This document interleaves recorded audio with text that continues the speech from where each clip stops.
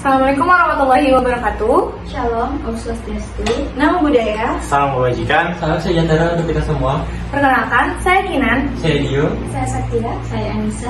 Saya Wenda. Saya Panji. Kami dari Mata Kuliah Matematika Ekonomi Universitas Bina Sarana Informatika. Kami di sini.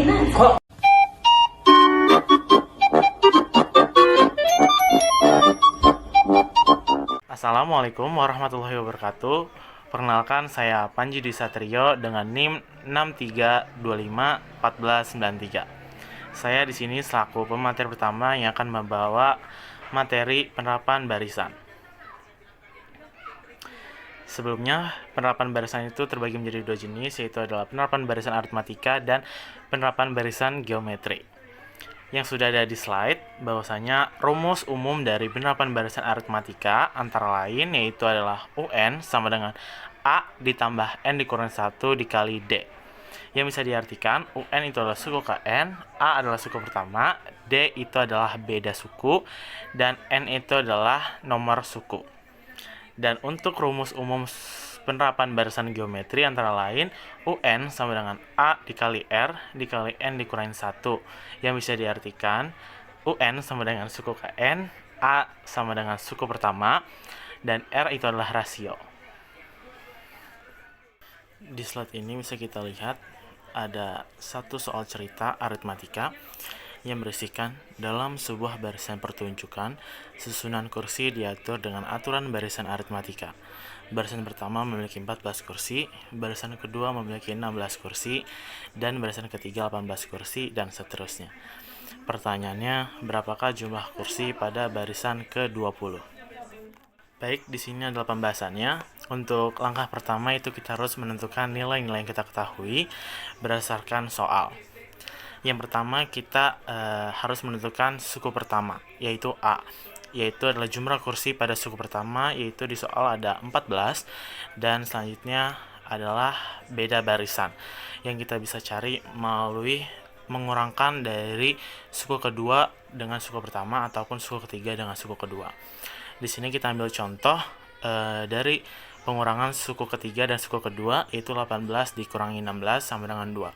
Jadi kita bisa peroleh beda barisannya adalah 2. Dan langkah kedua itu kita harus masukkan ke dalam rumus umum aritmatika, yaitu UN sama dengan A ditambah N dikurang 1 dikali D. Dan selanjutnya pada langkah ketiga kita substitusikan nilai-nilai yang sudah kita ketahui ke dalam rumus. Seperti UN, N-nya sudah kita ketahui bahwasanya yaitu 20, dan A sama dengan 14, dan N itu 20 dikurangi 1, dan D itu kita sudah ketahui itu adalah nilainya 2. Dan selanjutnya U20 sama dengan 14 ditambah 19 dikali 2, dan U20 sama dengan 14 ditambah 38, dan U20 sama dengan 52. Jadi bisa kita simpulkan bahwa jumlah kursi pada barisan ke-20 yaitu adalah 52 kursi. Selanjutnya di sini ada contoh soal penerapan barisan geometri, yaitu adalah diketahui barisan geometri 3, 6, 12, dan seterusnya. Soalnya, tentukan suku ke-5 dari barisan tersebut. Berikut adalah pembahasannya. Yang pertama kita harus mengidentifikasi suku pertama dan rasionya. Suku pertamanya sudah kita ketahui adalah 3. Dan rasio itu diperoleh dengan membagikan suku kedua dengan suku pertama. Kalau yang tadi kita mencarinya menggunakan pengurangan. Kalau yang di geometri ini kita diperoleh menggunakan pembagian antara suku kedua dan suku pertama, ataupun juga suku ketiga dengan suku kedua. Di sini kita ambil contoh, kita bagi dari suku kedua dan suku pertama, yaitu adalah 6 dibagi 3, yaitu ada 2. Jadi kita peroleh rasionya adalah 2. Selanjutnya kita harus masukkan ke dalam rumus umum penerapan barisan geometri, yaitu adalah UN sama dengan A dikali R dikali N dikurangi 1. Bahwasanya kita ketahui UN, N-nya itu adalah 5, dan A-nya adalah 3, R-nya 2. Langsung saja kita masuki U5 sama dengan 3 dikali 2 dikali 5 dikurangin 1. Dan U5 sama dengan 3 dikali 2 akar 4 Dan U5 sama dengan 3 dikali 16, U5 sama dengan 48. Jadi kesimpulannya, suku kelima dari barisan geometri tersebut adalah 48. Terima kasih. Perkenalkan, saya Septia Loho dengan NIM 632508999. Di sini saya akan menjelaskan tentang penerapan deret aritmatika. Rumus umum deret aritmatika adalah Sn sama dengan n/2 A tambah Un atau Sn sama dengan n/2 2A tambah n-1 B. Dengan Sn, jumlah n suku pertama barisan aritmatika, U1 sama dengan A suku pertama, B sama dengan UN min UN1, N banyaknya suku. Rumus deret geometri atau ukur sama dengan Sn sama dengan A1 min Rn per 1 min R untuk R kurang dari 1, atau Sn sama dengan A Rn min 1 per R min 1 untuk R lebih dari 1. Dengan Sn, jumlah suku pertama barisan geometri U1 sama dengan A suku pertama, R sama dengan UN per UN min 1, atau rasio N sama dengan banyaknya suku. Contoh soal deret aritmatika adalah seorang pegawai menerima gaji tahun pertama sebesar 3 juta. Setiap tahun gajinya naik 500.000, berapa total gaji yang diterima pegawai tersebut selama 10 tahun? Di sini kita sudah mengetahui B sama dengan Sn sama dengan N2 2A ditambah N-1B. Ini adalah masalah deret aritmatika. Kita perlu mengidentifikasikan variabel-variabel yang diberikan. Gaji tahun pertama A1 sama dengan 3 juta, kenaikan gaji tahunan beda D 500, jangka waktu jumlah suku N 10 tahun. Untuk menghitung total gaji selama 10 tahun, kita menggunakan rumus jumlah deret aritmatika. Sn sama dengan N/2 2A1 ditambah N-1D. S10 sama dengan 10/2 3 juta ditambah 10 min 1 500. Hitungan nilai dalam kurung siku dan perkalian. S10 sama dengan 5 buka kurung 6 juta ditambah buka kurung 9 tutup kurung 500 tutup kurung. S10 sama dengan 5 buka kurung 6 juta ditambah 4.500.000 tutup kurung. S10 sama dengan 5 buka kurung 10.500.000 tutup kurung. S10 sama dengan 52.500.000. Total gaji yang diterima pegawai tersebut selama 10 tahun adalah 52.500.000. Soal geometri. Hitunglah jumlah 6 suku pertama dari deret geometri 2 tambah 4 tambah 8 tambah 16 tambah titik-titik. Dari deret tersebut kita dapat mengidentifikasikan suku pertama A atau U1 sama dengan 2, rasio R sama dengan U2 per U1 sama dengan 4/2 sama dengan 2. Banyak suku yang ingin dihitung, jumlahnya N sama dengan 6. Tentukan rumus yang akan digunakan. Karena rasio R sama dengan 2 lebih besar dari 1, rumus jumlah N suku pertama Sn yang digunakan adalah Sn sama dengan A Rn min 1 per N min 1. Masukkan nilai variabel ke dalam rumus. S6 sama dengan 2 buka kurung 2 akar pangkat 6 min 1 per 2 min 1.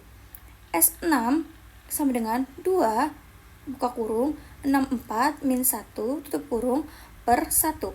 Sn sama dengan 2 kali 63, S6 sama dengan 126. Jadi, jumlah 6 suku pertama dari deret geometri tersebut adalah 126. Hai, kenalin, nama aku Anissa Octavia Ramadhani, NIM aku 3250138. Di sini aku bakal jelasin tentang fungsi permintaan. Pokoknya kita masuk ke slide-nya aja ya langsung. Di sini ada fungsi permintaan. Rumus fungsi permintaan itu apa sih?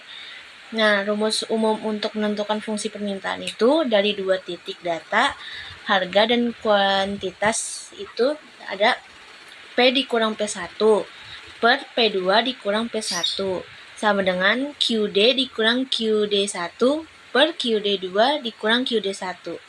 Nah, di mana itu ada P sama dengan harga barang, QD itu jumlah barang yang diminta, P1 itu harga pada kondisi 1, P2 itu harga pada kondisi kedua. Nah, QD1 itu jumlah barang yang diminta pada kondisi 1. Nah, kalau QD2 itu jumlah barang yang diminta pada kondisi 2. Terus bentuk akhir fungsi permintaannya itu ada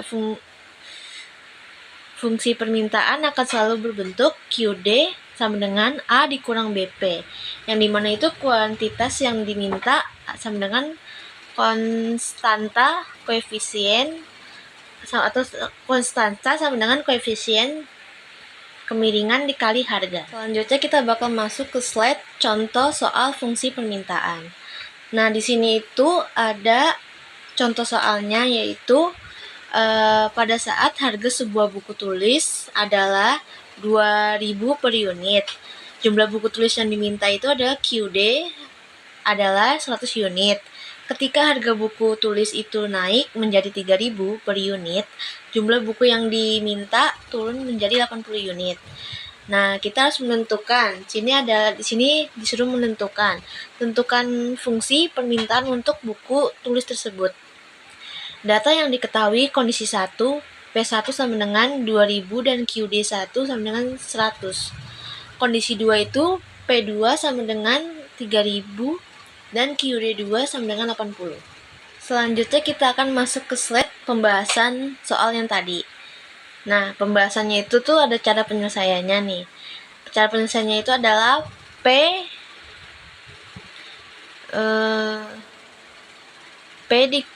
dikurangi 2000 per 3000 dikurangi 2000 sama dengan QD sama dengan 100 per 80 dikurangi 100. Nah, yang pertama itu kita harus menyederhanakan pecahannya. Jadi P dikurangi 2000 per 1000 sama dengan QD dikurangi 100 per 20. Nah, terus yang kedua itu kita harus penghitungan dilakukan dengan melakukan perkalian silang. Nah, itu caranya itu ini 20 dikali P dikurangi 2000 terus sama dengan 1000 dikali QD dikurangi 100. Terus yang ketiga itu ada mendistribusikan dan menyelesaikan persamaan. Itu dikalikan angka ke dalam kurung, jadi negatif 20 kuadrat tambah 40.000 dikurangi 1000 QD per 100.000. Nah, yang keempat itu ada memindahkan QD ke satu ruas, itu sama dengan menyederhanakan. Itu jadi pindahkan 100.000 ke ruas kiri, lalu bagi ke seluruh persamaan dengan 1000 agar QD itu memiliki koefisien 1. Penghitungannya itu jangan sama dengan kayak negatif 1000. Apa sih itu sama dengan 100 QD dikurangi 20P ditambah 140.000. Selanjutnya itu dibagi ke semua dengan 1000. Jadi QD sama dengan 20P per 1000 ditambah 140.000 per 1000. Jadi QD-nya itu 0,2P ditambah 140. Nah, jadi jawabannya itu jawaban dari fungsi permintaan soal yang tadi itu QD sama dengan 140,2P. Slide selanjutnya tentang fungsi penawaran. Sebelumnya izin memperkenalkan diri dulu. Nama saya Kinanti Handingtyas dengan NIM 632500724. Di sini saya akan menjelaskan tentang fungsi penawaran. Fungsi penawaran itu rumusnya QS sama dengan FPS, QS sama dengan min A plus BPS atau PS sama dengan A plus QS per B sama dengan 1 per B dikali A plus Q. QS adalah jumlah barang atau jasa yang ditawarkan, PS adalah harga barang atau jasa yang ditawarkan, A-nya adalah konstanta, dan B-nya adalah koefisien.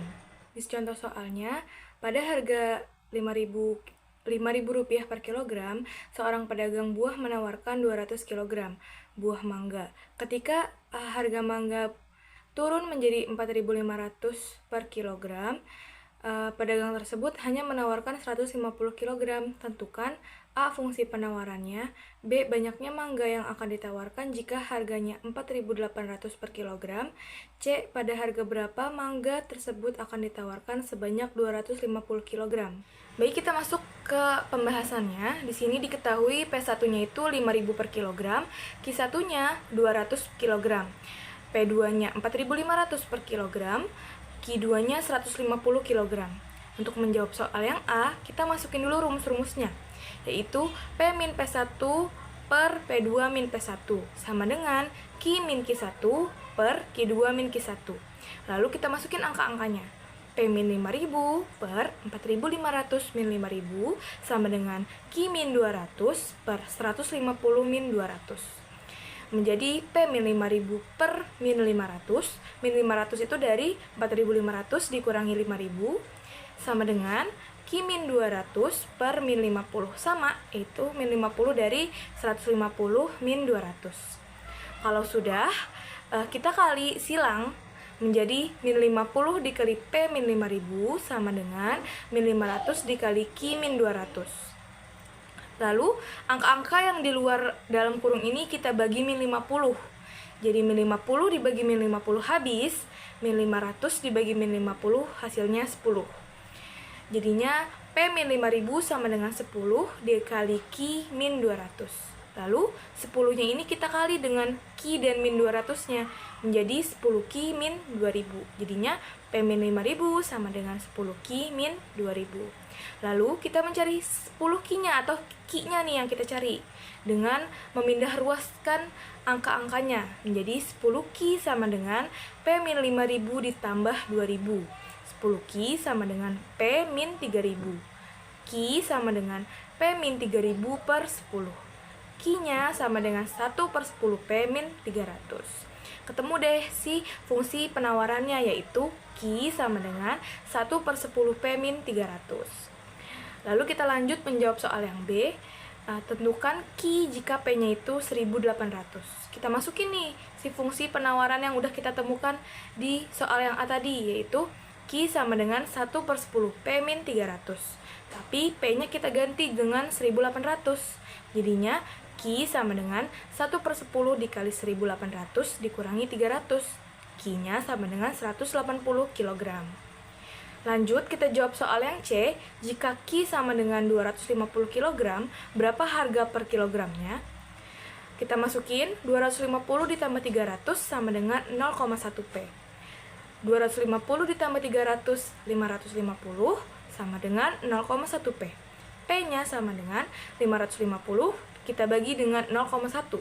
Jadi P-nya sama dengan 5.500. Jadi dengan Q-nya 250, harganya itu 5.500. Selanjutnya ada keseimbangan pasar. Keseimbangan pasar itu titik keseimbangan pasar yang diperoleh biasanya disimbolkan dengan QE atau PE. Ada juga rumus-rumusnya, yaitu QD sama dengan QS atau PD sama dengan PS. QD sendiri itu adalah jumlah permintaan atau quantity demanded. QS itu adalah jumlah penawaran atau quantity supplied.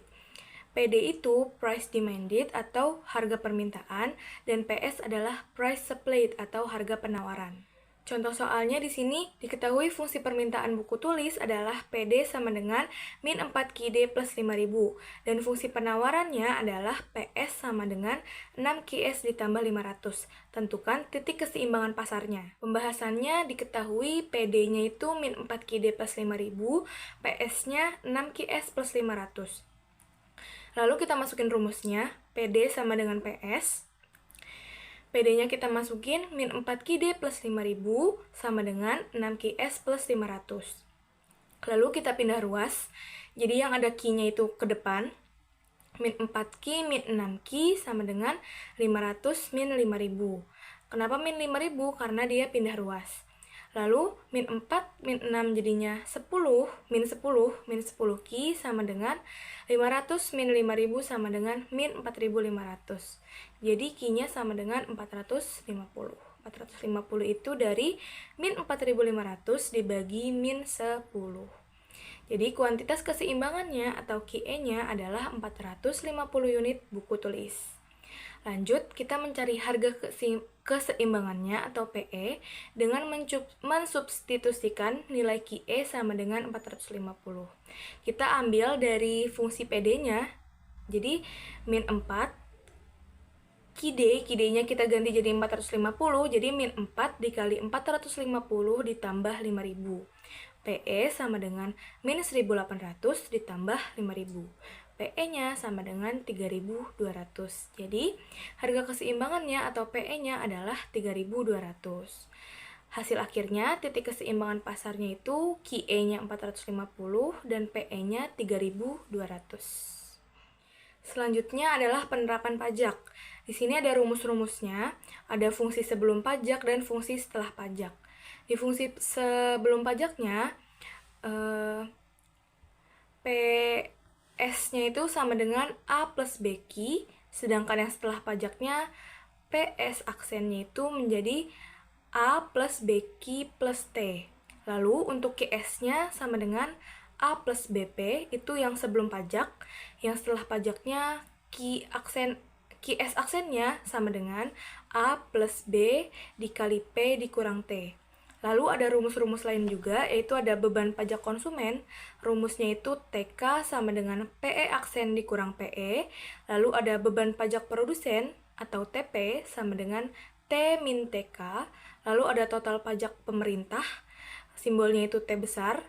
Jadi T besar sama dengan T kecil dikali QE aksen. Contoh soalnya di sini diketahui fungsi permintaan deterjen adalah PD sama dengan min 2 QD plus 40 dan fungsi penawarannya adalah PS sama dengan QS plus 10.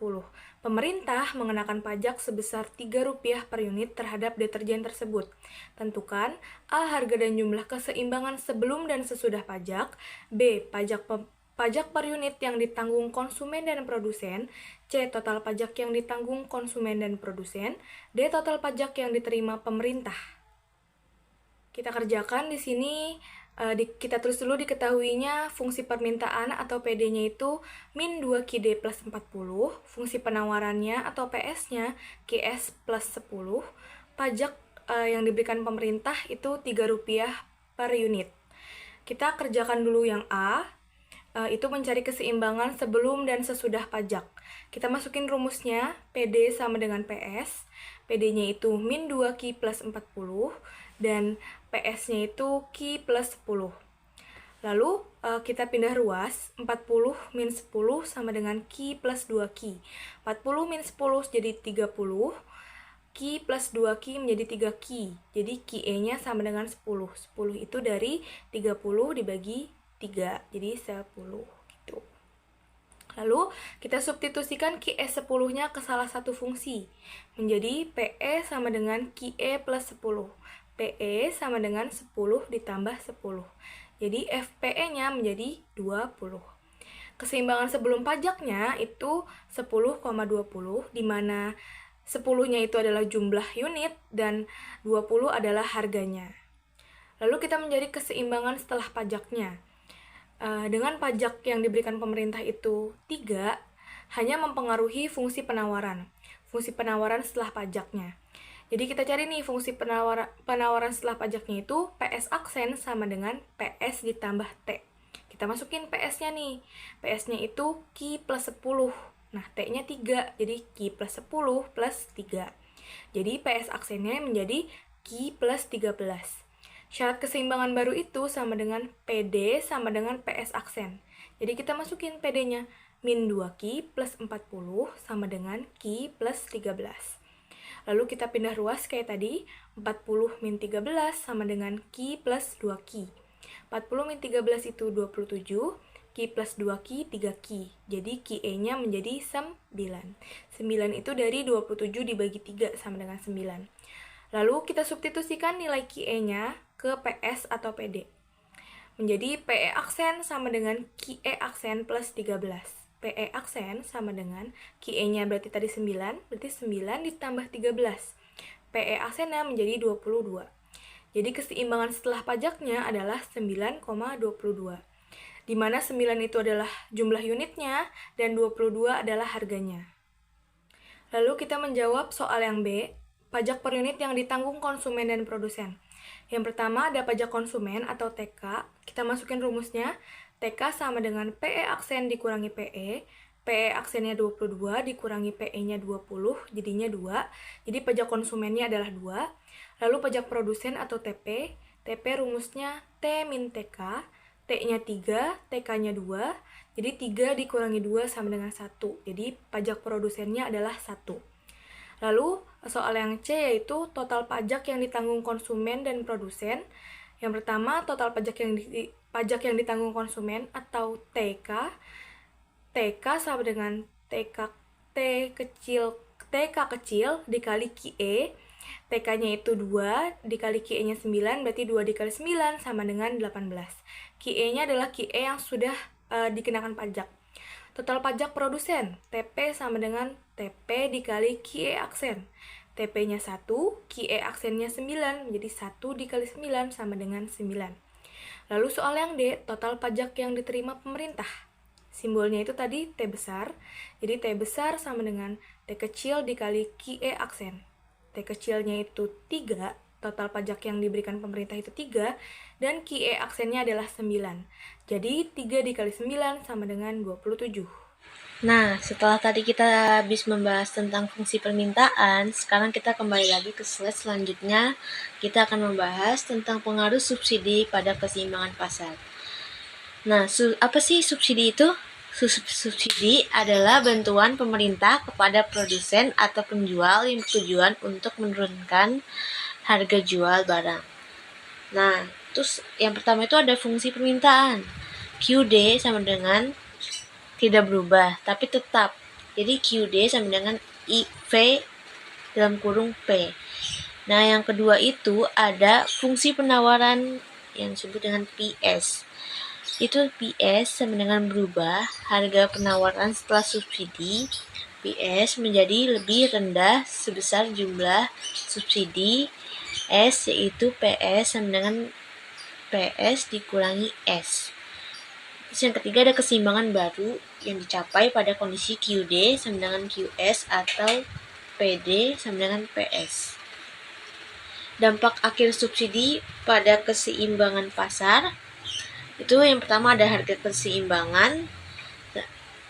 Nah, kalau harga keseimbangan P itu sama dengan turun. Kalau yang kedua ada kuantitas keseimbangan itu sama dengan Q, berarti itu dia naik. Nah, yang ketiga itu ada kurva penawaran, jadi bergeser bisa ke kanan atau ke bawah. Di slide selanjutnya itu ada contoh soal subsidi terhadap pasar.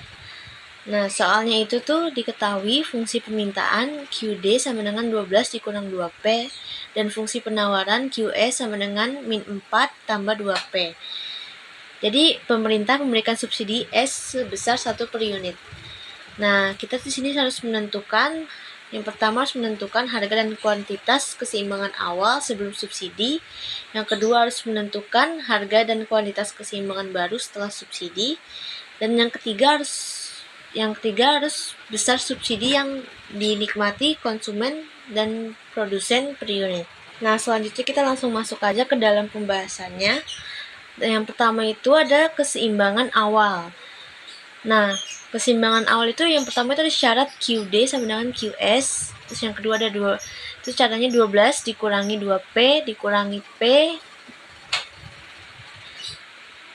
sama dengan ditambah 12 dikurang 2P sama dengan P ditambah 2P. Terus yang ketiga ada 16 dikurangi 4P sama dengan P awal terus sama dengan 4. Terus yang keempat ada Q awal dikurangi 12 dikurangi 2 dalam kurung 4 sama dengan min 4. Jadi yang pertama itu jawaban E itu harganya 4, jadi kuantitasnya itu 4. Terus yang kedua itu ada keseimbangan setelah subsidi. Nah, yang pertama itu ada fungsi penawaran baru Q1S sama dengan Q1S di min 4 tambah 2 dalam kurung P tambah 1, terus Q1S di min 2 tambah P. Nah, yang kedua itu ada syarat QD dikurangi Q1S. Yang ketiga ada 12 min 2P terus sama dengan 2 ditambah 2P. Terus ini ada 14 dikurang 4P sama dengan P subsidi sama dengan 3 dikurang 5. Terus yang Q itu, yang terakhir itu ada Q subsidi sama dengan 12 dikurangi 2 per 3,5 min 5. Dan yang ketiga itu ada pembagian subsidi per unit. Pertama itu ada subsidi konsumen atau disebut SK. Itu ada 4 min 3,5 sama dengan 4 dikurangi 3,5 sama dengan 0,5. Terus subsidi produsen itu ada bisa disebut dengan SP 1 dikurangi 0,5 sama dengan 0,5. Selanjutnya masuk ke dalam materi terakhir dari aku, itu ada kita masuk ke dalam materi fungsi konsumsi dan tabungan.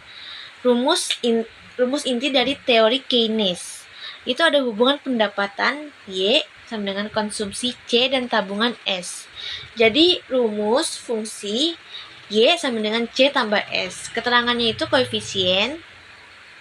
Keterangan koefisiennya tidak ada. Terus rumus fungsinya itu C sama dengan A ditambah BY. Terus keterangan koefisiennya A sama dengan konsumsi otonom atau bisa disebut dengan minimum. Rumus fungsinya sama dengan S sama dengan A buka kurung 1 dikurang B sama dengan Y. Dan keterangannya itu ada koefisien B sama dengan MPC buka kurung 1 dikurang B sama dengan MPS. Titik impasnya itu BIP terjadi itu saat Y sama dengan C atau S sama dengan. Selanjutnya kita masuk ke contoh soal konsumsi dan tabungan. Contoh soalnya itu ada seorang ekonomi mengamati pola pengeluaran yang diketahui dengan pengeluaran konsumsi minimum, konsumsi otonom. A adalah 50 dalam triliun rupiah. Terus ada marginal propensity to consume atau MPC atau B adalah 0,8. Nah, berdasarkan data tersebut, tentukan yang pertama kita harus menentukan persamaan fungsi konsumsi C dan fungsi tabungan S. Terus ada yang kedua itu ada besar konsumsi C dan tabungan S jika pendapatan nasional Y adalah 500 triliun rupiah. Terus yang ketiga ada tingkat pendapatan titik impas atau BIP di mana S sama dengan 0. Nah, kita langsung masuk aja ke tahap pembahasannya. Di sini itu ada persamaan fungsi.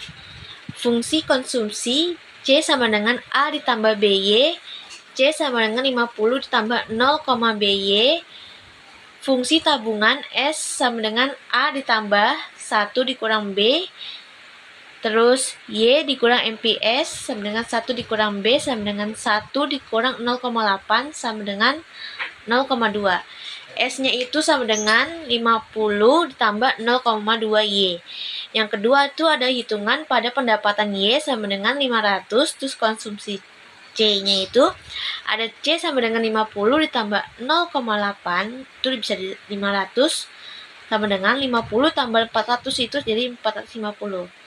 Dan tabungannya itu S, jadi S sama dengan 50 ditambah 0,2 dengan 500, jadi min 50 tambah 100 sama dengan 50. Nah, yang ketiga itu ada titik impas atau BIP. Itu tuh ada syarat S sama dengan 0, terus 0 sama dengan 0 sama dengan min 50 tambah 0,2 Y. Terus yang ketiga ada 0,2 Y sama dengan 50. Terus YBF sama dengan 250. Nah, jadi itu jika pendapatan itu 250, konsumsinya habis itu untuk memenuhi kebutuhan dan tabungan 0. Nah, sekian presentasi dari aku. Mohon maaf apabila ada salah kata. Mohon dimaafkan. Segitu aja dari aku. Bye-bye. Hai teman-teman, kenalin nama aku Alinda Stalia Sinaga dengan NIM 63250696. Ingin ngasih tahu ke teman-teman sekalian apa itu fungsi nonlinear. Kita masuk ke slide-nya ya. Fungsi nonlinear atau fungsi kuadrat merupakan fungsi yang pangkat tertinggi variabelnya itu 2. Biasanya disebut juga dengan fungsi pangkat 2. Bentuk umumnya yaitu y dengan fungsi x sama dengan ax kuadrat min bx plus c sama dengan 0. Jadi ada juga nih poin penting yang harus teman-teman tahu. Kalau misalnya a bernilai positif atau A lebih besar dari 0, maka parabola terbuka ke atas. Titik ekstrimnya adalah titik minimum dan jenis nilai ekstrimnya adalah nilai Y minimum. Kalau kebalikannya, A bernilai negatif atau A lebih kecil dari 0, maka parabola terbuka ke bawah. Titik ekstrimnya yaitu titik maksimum dan jenis nilai ekstrimnya adalah Y maksimum. Dan cara kita menggambar grafiknya gimana sih? Ada 4 hal penting yang harus kita tahu sebelum menggambar grafik fungsi kuadrat. Yang pertama adalah titik potong grafik terhadap sumbu X. Kalau ada ya, syaratnya itu Y sama dengan 0. Yang kedua adalah titik potong grafik terhadap sumbu Y. Syaratnya X sama dengan 0. Y sama dengan C, jadi titik yang diperoleh itu adalah 0, C. Selanjutnya adalah persamaan sumbu simetri atau X. Cara dapetin X-nya gimana sih? Yaitu dengan min B per 2A. Gitu. Yang terakhir adalah 4. Koordinat titik puncak atau XY sama dengan min B per 2A D per 4A dengan determinannya B kuadrat min 4AC. Nah, kita lanjut ke slide selanjutnya yaitu contoh soal. Diketahui X kuadrat min 4X min 5. Tentukan titik potong sumbu X, titik potong sumbu Y, sumbu simetri, serta titik puncaknya. Ya, kita masuk ke pembahasan, yaitu kita mencari titik potong sumbu X. Di mana syaratnya tadi adalah Y sama dengan 0. Lalu kita faktorisasi nih, X kuadrat min 4X min 5 sama dengan 0 ini menjadi X tambah 5 dan X tambah 1 menghasilkan 5 dan min 1. Alhasil, titik potong sumbu X-nya yaitu 5,0 dan min 1,0 ya. Yang kedua adalah titik potong sumbu Y. Sama seperti sebelumnya, kali ini syarat dari titik potong sumbu Y ini yaitu X sama dengan 0. Jadi, Y sama dengan 0 kuadrat min 4, 0, min 5. Hasilnya adalah min 5. Kenapa? Karena ini semua sudah dikurangkan ya. Jadi, kita simpulkan titik potong sumbu Y yaitu 0, min 5. Yang ketiga adalah sumbu simetri. Di mana tadi kita sudah tahu di bagian slide penjelasan bahwa rumus dari persamaan sumbu simetri itu adalah X sama dengan min B per 2A. Jadi tinggal kita masukin nih teman-teman ke angkanya, yaitu min 4 per 2, 1. Sama dengan min 4 per 2. Jadi 4 per 2 berapa hasilnya? Ayo, udah terlihat di slide ya. Min 4 per 2 itu hasilnya adalah 2. Selanjutnya adalah titik puncak. Itu adalah yang terakhir nih. Kita harus tahu titik puncak dari fungsi soal tadi. Rumusnya jangan lupa ya teman-teman. Rumus mencari XY-nya yaitu min B per 2A dan D per 4A. Jadi kita masukin angkanya yaitu min 4 kuadrat dikurang 4 kali 1 dan dikali 5. Jadi min 4 dikali min 4 sama dengan 16. Min 4 dikali 1 sama dengan min 4. Min 4 dikali 5 sama dengan 20. Jadi hasilnya adalah 36. Lalu kita cari nih Y-nya. Y sama dengan min 36 per 4 dikali 1. Jadi kita turunkan. Min 36 dibagi 4. Berapa tuh? Minus 9. Jadi titik koordinat X-Y itu adalah 2, min 9 ya. Jadi di sini soalnya cukup mudah. Jadi setelah kita mengetahui 4 poin ini, kita harus tahu cara menggambar grafiknya gitu. Jadi kita tinggal gambar grafik nih karena kita udah tahu titik sumbu dan titik puncaknya. Sampai soal yang pertama tadi teman-teman udah mulai ada gambaran atau mulai mengerti nggak? Kalau misalnya udah ada sedikit gambaran dan sedikit paham, kita asah lagi nih dengan soal yang kedua, yaitu diketahui min x kuadrat plus 6x min 5. Tentukan titik sumbu x, sumbu y, serta sumbu simetri dan titik puncaknya. Ke dalam pembahasan, yang pertama adalah titik potong sumbu x. Jangan lupa syaratnya y sama dengan 0. Kita masuk, kita kalikan 1 nih. Min x kuadrat min 6x plus 6 plus 5 ini yang menghasilkan X min 1, X min 5 sama dengan 1,0 dan 5,0. Yang selanjutnya titik potong sumbu Y, di mana X-nya itu harus 0 juga. Jadi Y sama dengan min 0 kuadrat plus 6, 0, min 5. Yang menghasilkan min 5 ya. Jadi titik potong sumbu Y itu adalah 0, min 5. Yang C, sumbu simetri. Apa tadi rumusnya? Teman-teman tahu nggak? Aku kasih waktu 5 detik nih. 5, 4, 3, 2, 1. Habis. Rumus persamaan sumbu simetri itu teman-teman yaitu X sama dengan min B per 2A. Ingat ya, 4 hal ini kita harus ingat dan hafal supaya kita nggak bingung nih. Cara gimana sih gambar grafik fungsi kuadrat gitu ya. Jadi kita masuk ke dalam angkanya yaitu min 6 per 2 dikali min 1. Hasil min 6 dibagi min 2 menghasilkan X sama dengan 3. Yang terakhir nih, titik puncak. Sampai sini teman-teman udah paham kan apa yang harus kita lakukan nih dalam menyelesaikan soal-soal tersebut, soal-soal tadi? Udah ya, yang terakhir adalah titik puncak. Rumusnya titik puncak itu, teman-teman masih ingat kan? Kalau misalnya cara mencari X, Y, yaitu min B per 2A dan min D per 4A. Jadi kita masuk ke angkanya nih. Min 16 per 4 kali min 1. Jadi min 16 ini kita turunin. Kita kaliin 4 dikali min 1 ini dulu berapa? Hasilnya kan min 4. Jadi 16 dibagi min 4 sama dengan min 16 dibagi min 4 sama dengan 4 ya. Gak mungkin kan teman-teman gak tahu dari mana hasilnya kenapa bisa jadi positif. Itu karena ada negatif dan negatif. Negatif plus negatif sama dengan positif.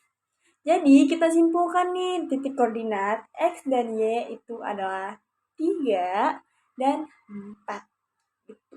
Jadi kita tinggal gambar grafiknya. Nah, sekarang kita masuk ke step terakhir yaitu gambar grafiknya. Jadi aku bakal kasih tahu ke teman-teman gimana sih cara gambar grafiknya dan gimana cara peletakannya yang benar. Ini kita masuk ke slide-nya, ada 2 gambar A dan B. Maaf ya teman-teman kalau misalnya gambar aku sangat tidak layak. I try my best, cuman bisa gini. Semoga kedepannya saya dan teman-teman sekalian bisa lebih baik lagi gambarnya ya. Jangan ikutin aku nih, yang masih pemula, memang gak ada basic. Maaf ya, Pink. Kita masuk ke gambar A. Gambar A yaitu contoh soal yang pertama tadi. Kita lihat hasilnya ya. Titik sumbu X yaitu 5,0 dan min 1,0. Jadi kita gambar dulu nih garis horizontal dan vertikal. Jadi X ada di kanan dan Y ada di atas.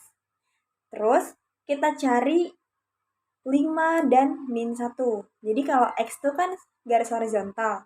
Jadi kita cari dulu nih yang positifnya yaitu 5 dan min 1. Di kiri ya, di kiri X lurus horizontal. Yang kedua adalah titik Y. Titik Y-nya itu adalah 0, min 5. Jadi 0-nya ada di sini. Terus Y itu kan Y itu kan vertikal. Jadi kita ambil min 5 yang di bawah, yang ada di bawah ya. Nih min 5 yang garis lurus.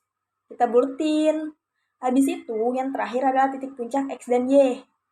Yaitu 2 dan min 9. X-nya kan 2, jadi di ada di kanan dan Y-nya di bawah, min 9.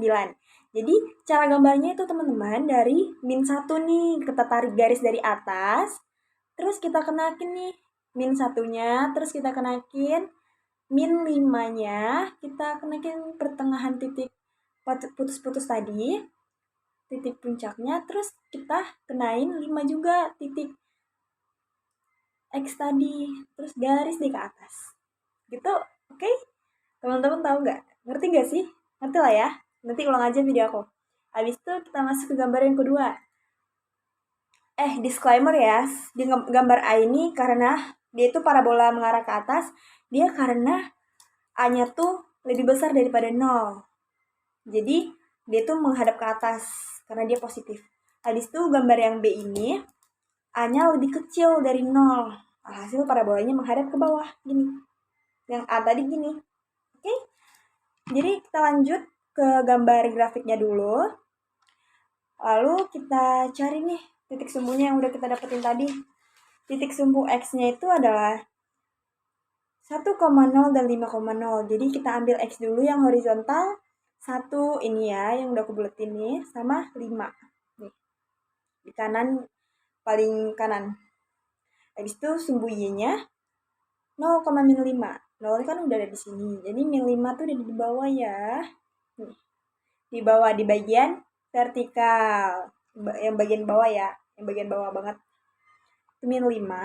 Terus titik puncaknya tuh 3 dan 4. Ini nih udah aku garis putus-putus. Lihat aja di garis putus-putus yang ada di atas. Terus aku udah buletin di tengah-tengah. Di antara dua titik tersebut. Jadi kita tinggal garis dari, yang pertama kita garis dari min 5. Jadi dari min 5 kita garis ke atas mengenai 1 yang ada di X, sumbu X. Kita tarik lagi ke pertengahan titik potong. Titik putus-putus, bukan titik potong, tapi titik putus-putus yang sudah di tengah ini aku buletin. Tarik ke atas, terus kita turun ke bawah mengenai ini yang angka 5 nih di sumbu X. Terus kita kebawahin. Beres, all done. Itu doang teman-teman, gampang banget kan? Sekian tips aku. Saat ini udah sampai 4 menit. Dah, bye. Di slide ini kita akan membahas penyerapan fungsi nonlinear dalam ekonomi.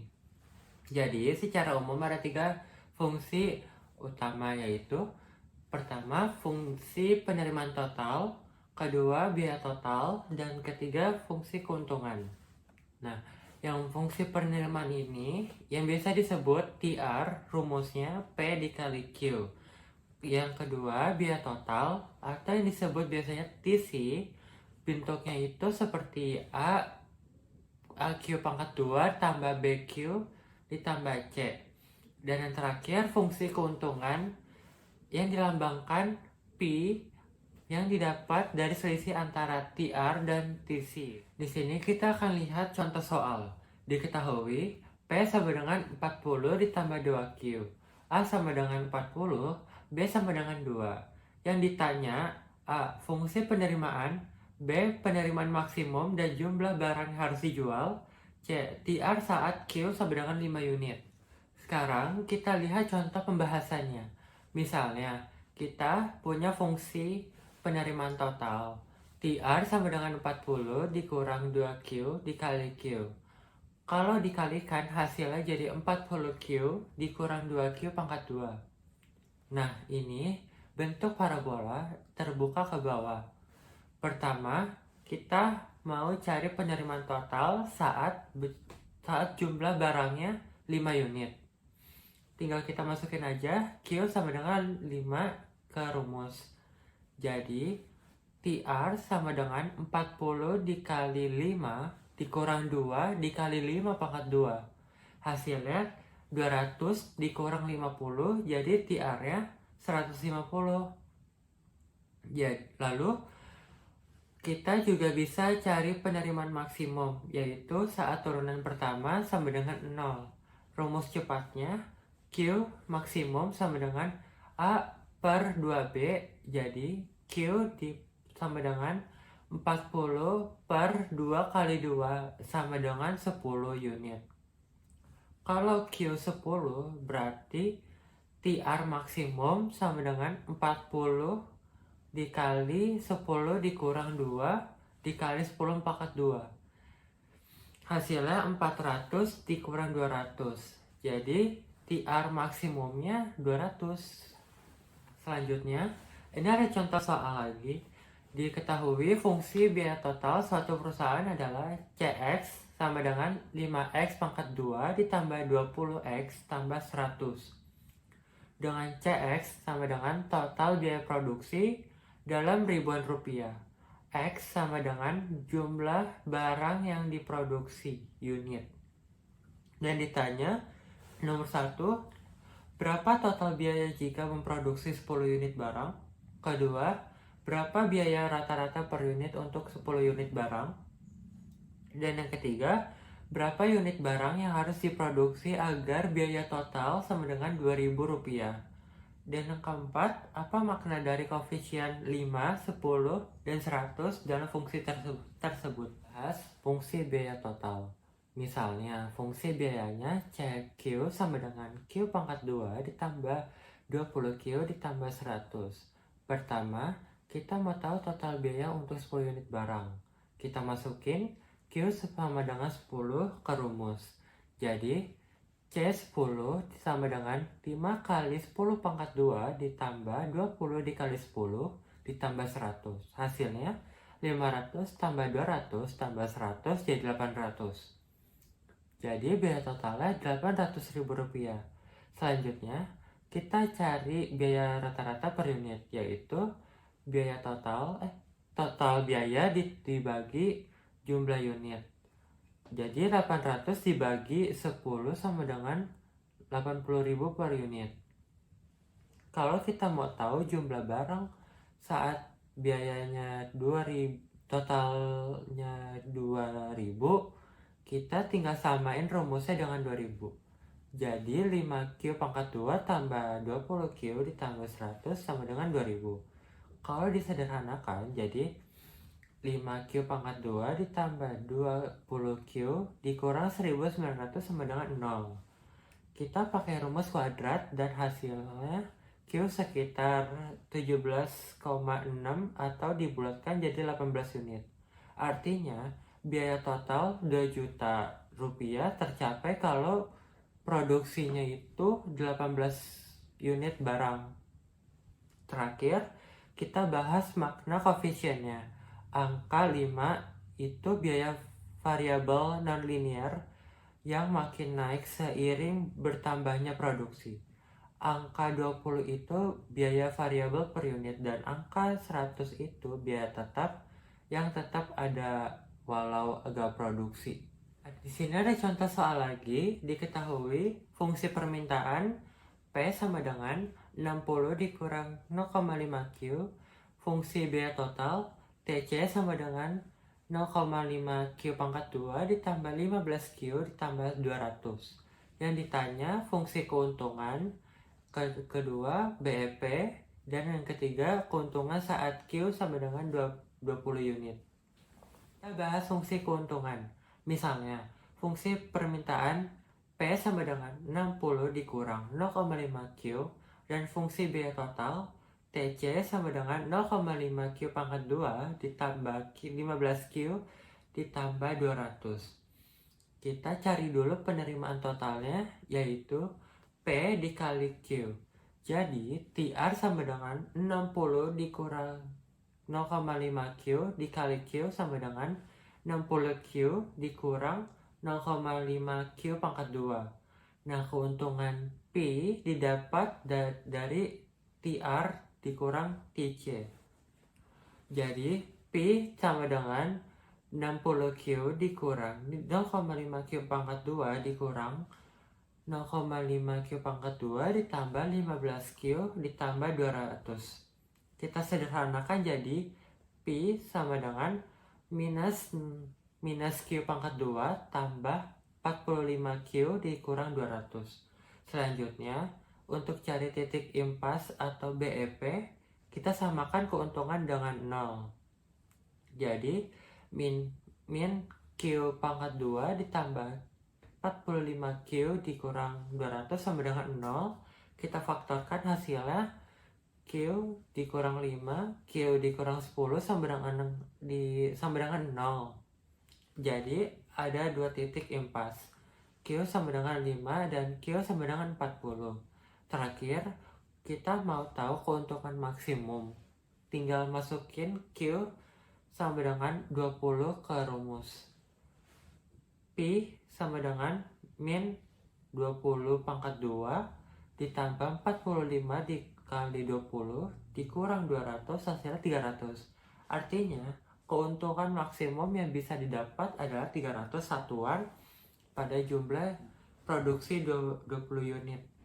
Sekian dari presentasi kami pada hari ini. Mohon maaf bila ada salah kata, salah pengucapan, dan salah penjelasan dari kami. Kurang lebihnya mohon maaf. Wassalamualaikum warahmatullahi wabarakatuh. Semoga bermanfaat.